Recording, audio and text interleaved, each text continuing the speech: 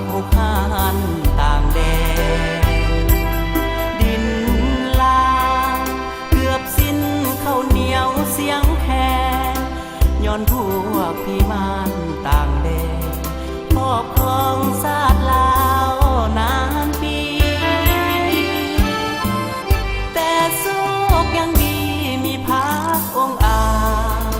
สร้างตั้งนครสันติราชกำเนิดจากกองราชวงศ์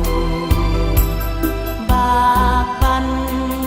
ต่อสู้อย่างทรนงใต้การนำพาสูงส่งของพรรคประชาชนปฏิวัติเลือดไหลลินลังปกคลุมทั่วพื้นปัตตภียอมเสียสละสีรีนักรบสันติราชกล้าหาญปลดปล่อยชาติตนให้พ้นจากภัยหุกหานวีรกรรมยังเป็นตำนานชื่อเสียงผลงานยังคงเงืองแสงชาติลาววันนี้มีใจยิ่งใหญ่เอกราชประชาธิปไตยแลกมาด้วยเลือดสีแดงย้อนมีนครสันติราชเข้มแข็งวีรกรรมนั้นยังประกายแสงให้ชาวลาวจะลึ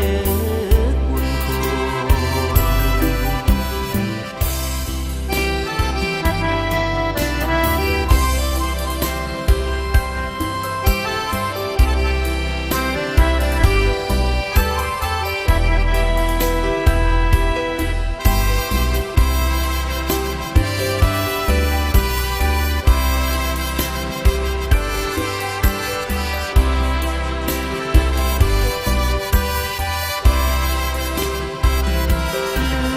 ไหลลินลัง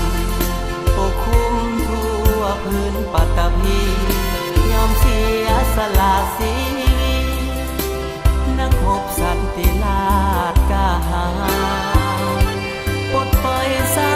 ติตนให้พ้นจากภัยหุกหานวีรกรรมยังเป็นตำนานชื่อเสียงผลงานยังคงเงืองแสง